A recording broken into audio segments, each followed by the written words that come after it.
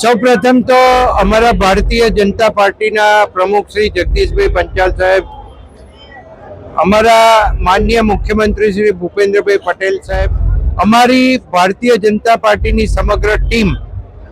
ખેડા જિલ્લાની ભારતીય જનતા પાર્ટીના પ્રમુખ શ્રી અને ખેડા જિલ્લાની ટીમ, નડિયાદ શહેરની ટીમ અને આજે 52 કાઉન્સિલરો જેને આજે ઉમેદવાર તરીકે ભારતીય જનતા પાર્ટીએ જાહેર કર્યા છે, ત્યારે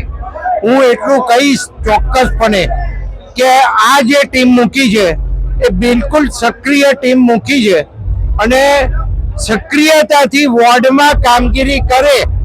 અને મારા સુધી પ્રશ્ન ના આવે એવી ટીમ ભારતીય જનતા પાર્ટીએ મૂકી છે. એટલે સૌપ્રથમ તો હું તમામ અમારા વડીલોને અભિનંદન આપું છું કે અમને આવી ટીમ એમને ઉમેદવાર તરીકે આપી છે અને અમારો ગોલ એવો રહેશે કે આ 52 ઉમેદવાર જીતે એવો અમારો સંપૂર્ણ પ્રયત્નો છે અને અમે જીતાડીશું. અને એ પણ કહું કે આ નડિયાદનો વિકાસ આજે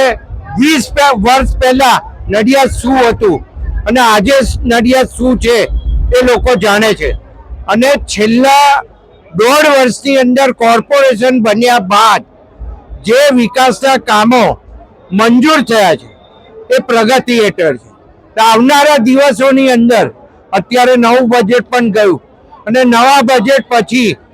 આ જે નડિયાદ બનવા જઈ રહ્યું છે એ નડિયાદ એક બહુ સુંદર રહેવાનું મોટું શહેર બનશે અને સાથે અહીંયા બુલેટ ટ્રેનનું સ્ટેશન પણ છે.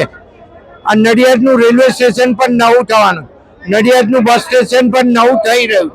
તો આ બધું જ કુલ મળીને ભેગું કરીએ તો એટલા મોટા પ્રોજેક્ટો છે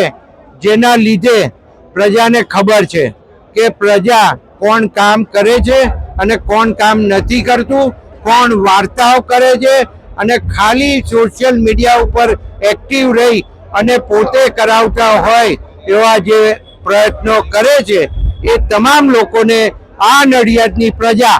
જડબાતોડ જવાબ આપવાની છે એવું ક્લિયર કટ દેખાઈ રહ્યું છે. અને અમારી 52 જણની ટીમ સંપૂર્ણ એક બનીને નેક બનીને ભારતીય જનતા પાર્ટીને વફાદારીથી બધા 52 ઉમેદવાર જીતે એવા સૌ કાઉન્સિલરો પ્રયત્ન કરવાના છે.